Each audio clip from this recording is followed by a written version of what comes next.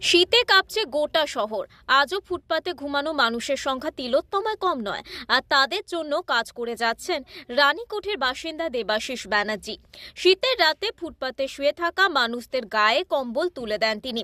এমনিতেই দেবাশিস বাবুকে সারা বছরই কখনো ডেঙ্গি মোকাবিলায় ব্লিচিং পাউডার ছড়াতে দেখা যায়, আবার কখনো তিনি মশার হাত থেকে রক্ষা করতে মানুষকে মশারি বিতরণ করতে এগিয়ে আসেন।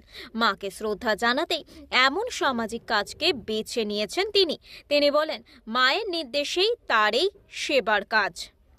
এই কুষ্ঠ রোগী যেটা আমি ধরুন 1992 সাল থেকে এটা করছি, 92 সাল থেকেই। কারণ আমার মা একটা কথাই বলছিল, শীতে মানুষ খুব কষ্ট পায়, পারলে তাদেরকে একটু পাশে দাঁড়িয়েও, গরিব মানুষের পাশে দাঁড়িয়েও।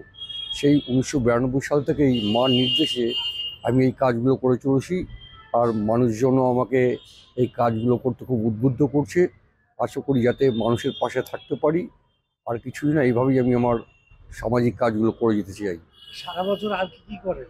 আমি যেমন ব্লিচিং পাউডার, যেমন ম্যালেরিয়া হলে ব্লিচিং পাউডার ডিস্ট্রিবিউট করি, মশারি ডিস্ট্রিবিউট করি।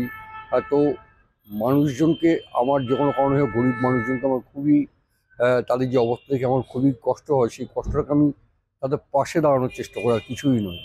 ব্যুরো রিপোর্ট, ওঙ্কার বাংলা।